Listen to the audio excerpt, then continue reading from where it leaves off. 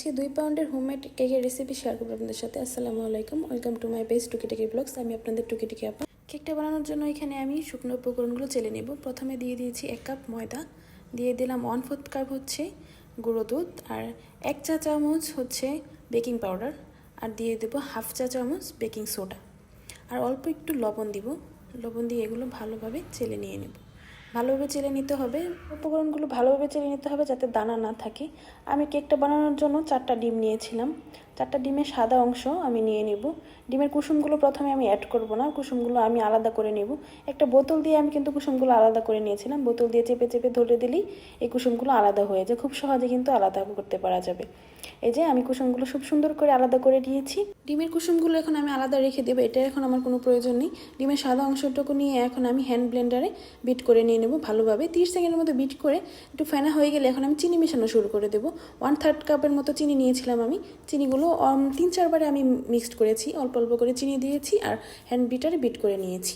লক্ষ্য রাখতে হবে যেন ডিমের সাদা অংশের সাথে চিনিগুলো খুব ভালোভাবে মিশে যেতে পারে, কিন্তু খুব বেশি সময় ধরে হ্যান্ড বিটারে বিট করা যাবে না, তাহলে কিন্তু চিনির থেকে পানি ছেড়ে দিবে। হ্যান্ড বিটারে মিডিয়াম স্পিডে আমি এটা বিট করে নিয়েছিলাম। আমার এটা করতে প্রায় 4 থেকে 5 মিনিটের মতো সময় লেগেছিল। এই যে আমি দেখছিলাম যে চিনিগুলো ভালোভাবে গলে গিয়েছে কিনা। এটা ফুমটা প্রায় রেডি হয়ে গিয়েছিল, কিন্তু চিনিগুলো নিচে দানাদার থেকে গিয়েছিল, এই জন্য আমি আরেকটু বিট করে নিয়ে নিলাম।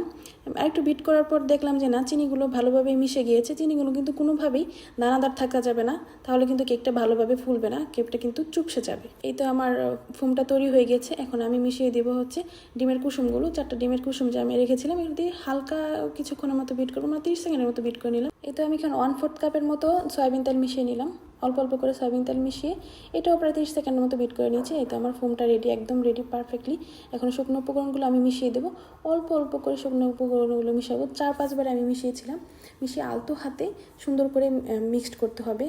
তারপর হচ্ছে যদি দেখা যায় যে মিক্সারটা বেশি ঘন হয়ে গিয়েছে, তাহলে অল্প একটু গুঁড়ো দুধ দিয়ে দিতে পারেন, মানে গুঁড়ো দুধটা গরম পানিতে গুলে দিয়ে দিতে পারেন, আর নয়তো হচ্ছে গরুর দুধ থাকলে সেটাও মিশিয়ে দিতে পারেন। এগুলো উপকরণ মিক্সড করার পর দেখা গেল যে আমার উপকরণটা হচ্ছে একটু ঘন হয়ে গেছে, এই জন্য আমি আমার কাছে গরুর দুধ ছিল সেটা একটু হালকা গরম করে নিয়েছিলাম, কুসুম গরম ছিল, কুসুম গরমটা সেটা আমি এখানে মিশিয়ে দিয়েছিলাম। এই তো পারফেক্টলি হয়ে গিয়েছিল। মিক্সারটা খুব বেশি ঘনও থাকবে না, আবার খুব বেশি পাতলাও থাকবে না, একদম মিডিয়ামে থাকবে। এটা ভিডিওতে যেরকম দেখা যাচ্ছে সেরকম করে নিলেই হবে।